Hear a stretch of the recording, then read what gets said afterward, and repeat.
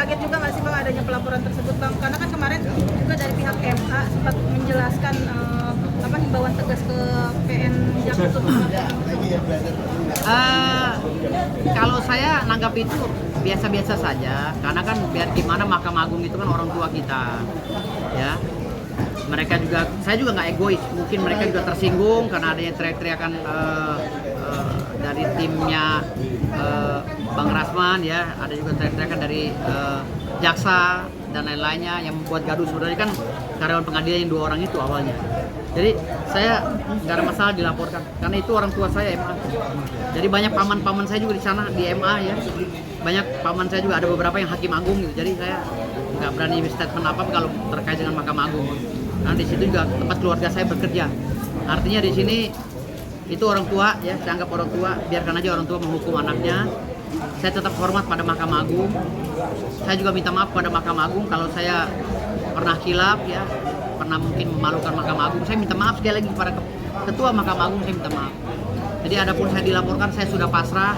Kalau memang saya salah, ya saya anggap, ya karena saya anaknya, Mahkamah Agung adalah orang tua saya, ya saya menerima saya dilaporkan. Ya, kemarin juga sempat dinotis juga oleh Pak Wamen, gimana nih Bang terkait aksi Abang yang bisa dibilang tuh menurut beliau cukup mencoreng peradilan. Ya kita kan melihat harus dari segala sisi. Kalau versinya orang awam memang secara kasat itu mencoreng sekali. Tapi di situ ada perjalanan, ada kronologis, ada mekanisme yang memang ada beberapa kawan rekan kita juga dari jaksa yang memprovokasi, ya, sehingga saya juga terprovokasi sehingga secara spontan saya naik meja, gitu. Jadi itu hal yang nggak masalah menurut saya. Jadi apapun kritikan dari Mahkamah Agung saya terima, sampai hukuman pun saya terima. Kenapa? Karena saya sangat menghormati sekali institusi tersebut, ya. Jadi saya nyari makannya juga di Mahkamah Agung, ya. Saya juga dilantik di Pengadilan Tinggi, itu bagian dari ornamen Mahkamah Agung. Jadi saya nggak berani melawan mereka. Mereka adalah ayah saya, orang tua saya, ibu saya yang perlu saya patuhi. Jadi kalau saya hari ini dihukum, dipenjara karena kekhilafan saya akan terima. Gitu. Saya akan terima kalau memang itu. Tapi sebelum saya terima, saya sanggah dulu sesuai dengan dalil-dalil hukum yang saya miliki dan keilmuan yang saya miliki. Jadi saya nggak masalah karena saya sangat menyayangkan lembaga ini, dan lembaga ini yang telah berjasa memberikan ruang pada saya dan menyumpah saya sebagai anggota advokat, ya. Jadi saya hormat pada Mahkamah Agung. Tapi Abang sendiri sih nggak sempat nantinya ketika itu akan mendapatkan sanksi berat juga nih Bang? Sanksi beratnya mana nih? Sanksi berat. Nggak masalah, kan saya sudah bilang, saya siap. Demi keutuhan dan harga diri Mahkamah Agung, saya siap. Karena saya adalah ornamen Mahkamah Agung yang disumpah oleh Pengadilan Tinggi yang wajib menjaga nama baik Mahkamah Agung. Kan saya bilang, itu orang tua saya Mahkamah Agung. Kalau saya salah hari ini dan saya contohnya dipukul oleh Mahkamah Agung pakai lidi, berarti dia kan teguran. Mudah-mudahan saya dikasih kesempatan oleh Mahkamah Agung agar tidak lagi keliru dalam menjalankan profesi sebagai advokat. Tapi kalau saya tidak diberikan ruang untuk memperbaiki diri saya, ya saya pasrah, gitu.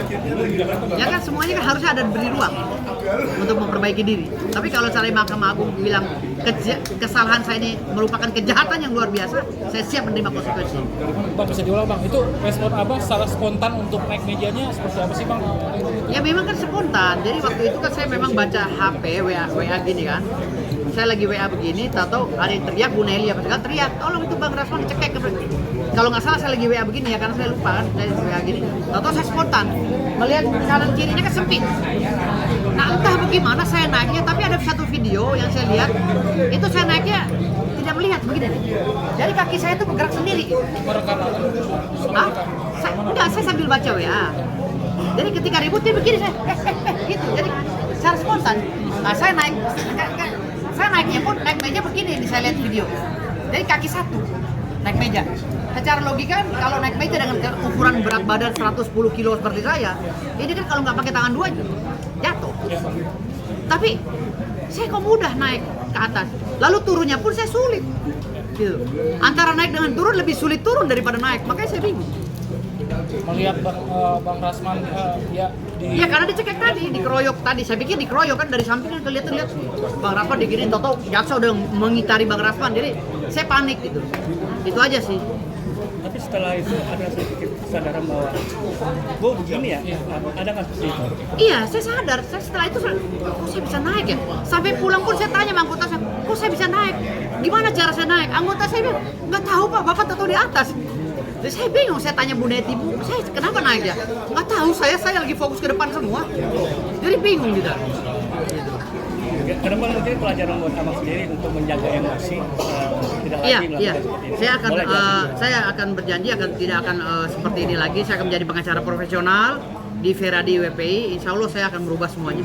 Secara perlahan-lahan saya akan berubah. Akankah nanti abang mendatangi PN Jakarta Utara Bang, untuk minta maaf langsung Bang, terkait teguran? Jelas itu. Nanti pada saat tanggal 20 saya akan bawa surat secara pribadi diri saya melalui law firm saya meminta maaf kepada PN Jakarta Utara. Pasti itu. Karena Mahkamah Agung kemarin saya sudah datang dengan Bang Rasman. Tetapi saya akan surati juga Mahkamah Agung secara pribadi untuk meminta maaf atas nama kop surat saya. Kop surat law firm Evidence Science Partners. Bang, berarti secara tanpa sadar abang menaiki ke atas meja, tapi Naiki. sekarang abang menyesal ya bang ya? Iya. Menyesal. Ya, bukan menyesal, kan saya nggak sadar gitu. Kalau saya sadar baru saya menyesal. Ini saya nggak sadar. Gitu. Spontan ya artinya ya. Spontan. Jadi sadar nggak, kalau sadar saya salah. Tetapi saya minta maaf ini karena saya merasa ini sudah gaduh, ya bukan karena kesalahan saya, tapi saya karena sudah gaduh, saya minta maaf karena kegaduhan ini kepada Mahkamah Agung dan kepada PN Jakarta Utara, khususnya Bapak Ketua PN. Saya akan minta maaf secara langsung karena saya juga merasa beban moral, kan saya mencari uang di situ. Jangan sampai saya nginjak-injak kepala Ketua PN juga gitu. Saya menjaga itu. Gitu. Dan ada rasa penyesalan juga di benak abang ya Bang, terkait apa namanya Jadi pelajaran buat juga. Oh iya, menjadi pelajar dia. Jadi saya juga tetap minta maaf kepada Ketua PN.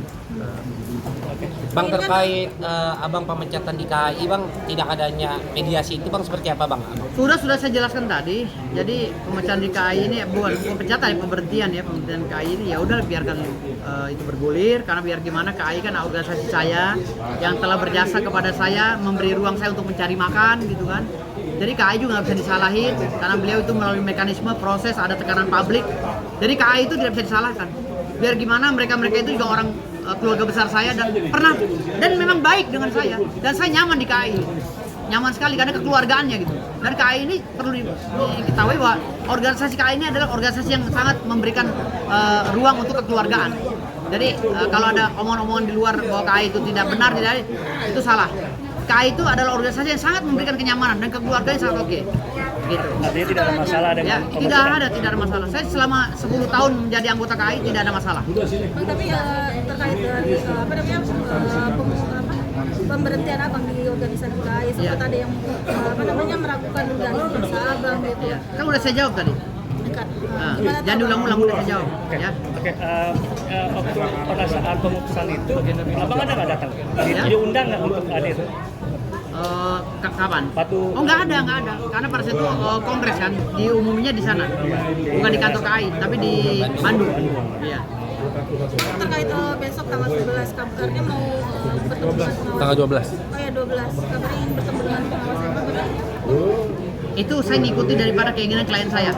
Jadi saya tidak identik dengan klien saya, apapun kuasa secara substitusi akan saya jalankan.